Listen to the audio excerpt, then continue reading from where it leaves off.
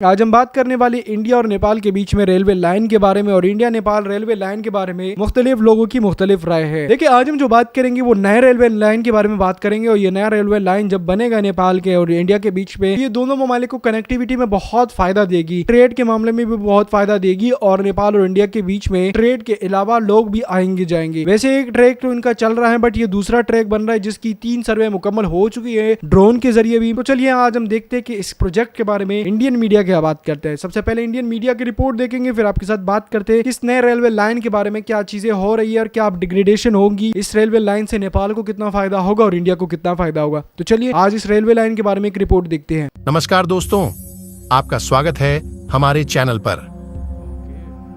आज के वीडियो में हम बात करेंगे नेपाल की रेलवे सेवाओं के विकास की योजनाओं के बारे में और उसमें आ रही मानव संसाधन की कमी के बारे में।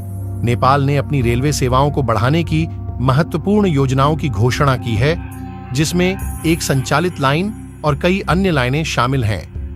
लेकिन इन योजनाओं के बावजूद देश मानव संसाधन तैयार करने में कमी का सामना कर रहा है। नेपाल इंडिया रेलवे, जो बिजलपुरा महोत्तरी को भारतीय सीमा को पार करके जयनगर से जुड़ती है, अप्रैल 2022 से संचालन में है, जिसे नैरो गेज से ब्रॉड गेज लाइन में अपग्रेड किया गया है। इसके बाद भू अधिग्रहण, ट्रैक खोलने और अध्ययन के लिए कार्रवाइयां चल रही हैं, जिसमें मेची महाकाली इलेक्ट्रिफाइड रेलवे शामिल है। रक्सौल काठमांडू रेलवे, जिसे भारत की कोंकण रेलवे कॉरपोरेशन लिमिटेड का समर्थन है, ने अपनी अंतिम स्थान सर्वेक्षण रिपोर्ट पूरी कर ली है। इसके बीच कैरून काठमांडू रेल रोड के लिए चीनी ओर से एक विस्तृत अध्ययन भी जारी है। लेकिन देश ने रेलवे नेटवर्क बनाने और संचालित करने के लिए आवश्यक मानव संसाधन की तैयारी के लिए बहुत कम किया है। बिजलपुरा जयनगर सेवा को चलाने वाली सरकारी संस्था नेपाल रेलवे कंपनी ने लगभग 2 वर्षों से भारतीय कोंकण रेलवे कॉरपोरेशन लिमिटेड से तकनीकी कर्मचारियों की सेवाएं ली हैं। शुरुआती योजना थी कि नेपाली कर्मचारियों को प्रशिक्षण के बाद भारतीय समकक्ष को धीरे धीरे बदला जाएगा, लेकिन यह संभावना जैसा नहीं हुआ। हाल ही में एक नई समझौता किया गया है, जिसमें उनकी सेवा को दिसंबर 2024 तक बढ़ाया गया है। भले ही भारत ने स्थानीय कर्मचारियों की क्षमता विकसित करने में सहायता करने का वादा किया हो, लेकिन नेपाल रेलवे कंपनी में स्थायी कर्मचारियों की अभाव है।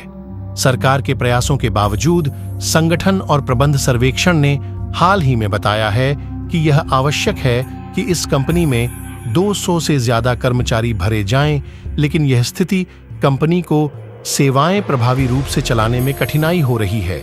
इससे नेपाल की रेलवे सेवाओं में कठिनाइयों का सामना है। हम उम्मीद करते हैं कि इस समस्या का समाधान शीघ्र हो और नेपाल की रेलवे सेवाएं जल्दी ही अपने पूर्ण पोटेंशियल को हासिल कर सकें। धन्यवाद। मैं उम्मीद करता हूँ आपको वीडियो अच्छा लगा होगा। अगर आपको वीडियो अच्छा लगा हो तो वीडियो को लाइक करना, नीचे कमेंट सेक्शन में कमेंट जरूर करना और अपने दोस्तों के साथ भी शेयर करना। और अभी तक हमारे चैनल को सब्सक्राइब नहीं किया है तो चैनल को भी सब्सक्राइब जरूर कर देना। तो आप लोगों ने वीडियो देख लिया, आपको पता चल चुका होगा कि भाई किस तरीके से नेपाल और इंडिया के बीच में ये रेलवे लाइन बिछाई जाएगी और किस तरीके से इसके ऊपर काम किया जाएगा। बेसिकली इनके पास एक ऑलरेडी एक नेटवर्क लाइन है जो नेपाल और इंडिया के बीच में चलाई जा रही है। बट देखिए ना, एक जगह पे तो एक टाइप पे नहीं हो सकता। अब जैसे कि आप पाकिस्तान को देखेंगे तो पाकिस्तान से इंडिया जो रेलवे लाइन जाती है, पाकिस्तान से इंडिया की बात कर रहा हूँ, तो वो मुना बाव से जाती है। इस तरीके से कई और सारे बॉर्डर है जो कि पाकिस्तान और इंडिया के बॉर्डर को मिलाते हैं। एक मेन जो है वो वाघा बॉर्डर, इसके अलावा कई जगह और पे भी बॉर्डर जो है वो पाकिस्तान और इंडिया का खोला जा रहा है। अब जैसे कि करतारपुर में है पाकिस्तान इंडिया का बॉर्डर है, तो वहां पे भी जो है पाकिस्तान इंडिया का जो बॉर्डर है अब वो खोलते हैं। इसके अलावा वाघा बॉर्डर है, इसके अलावा मुना बाव के अंदर है, कुछ 2-3 जगह और भी है। तो इस तरीके से, तो इसी तरीके से नेपाल और इंडिया के बीच में भी ये रेलवे लाइन बिछाई जाएगी और एक जो बिछाई गई है इसके अलावा दूसरी बिछाई जाएगी और दूसरे के अंदर काफी इंपॉर्टेंट काम जाएगा, क्योंकि नेपाल और इंडिया के बीच में अगर ट्रेड बढ़ेगा तो दोनों मुल्क के अंदर रिलेशनशिप अच्छे बनेंगे, दोनों मुल्क के ताल्लुकात अच्छे बनेंगे, दोनों मुल्क के अंदर हालात बेहतरी की तरफ जाएंगे, दोनों मुल्क के हालात अच्छे होंगे। तो ये नेपाल के लिए फिर बड़ा अहम और इंपॉर्टेंट पॉइंट बनेगा, क्योंकि नेपाल के लिए तो यही मेन चीज है ना कि नेपाल अपने मुल्क के अंदर बनाई चीजें या तो चाइना के अंदर बेचे या जो है वो फिर इंडिया के अंदर बेचे। अब इंडिया के अंदर बेचेंगे देखेंगे तो इंडिया के लिए बेचने के लिए सबसे मेन चीज और सस्ती सवारी उनको कहां से मिलेगी, वो ट्रेन से मिलेगी। ट्रेन के अंदर सस्ती सवारी उनको मिलेगी। तो जब तक ट्रेन की सर्विस नेपाल और इंडिया के बीच में अच्छे तरीके से नहीं स्टार्ट होती तो नेपाल